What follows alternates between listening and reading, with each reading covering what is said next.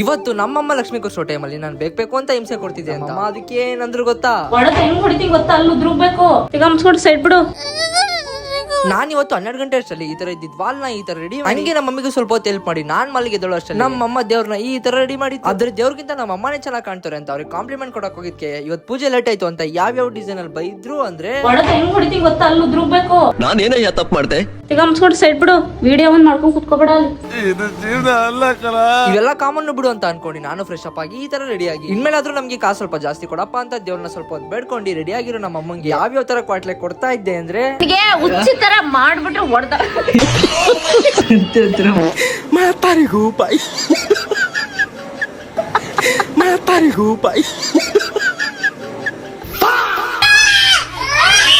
ಅಷ್ಟಲ್ಲೇ ನನ್ ತಮ್ಮ ಬಂದ್ಬಿಟ್ಟು ಆ ಮಿಕ್ಕಿರೋ ಹಾರ ತಗೊಂಡು ಏನೇನ್ ಮಾಡ್ತಾನೆ ಅಂತ ನೀವೇ ನೋಡ್ರಿ.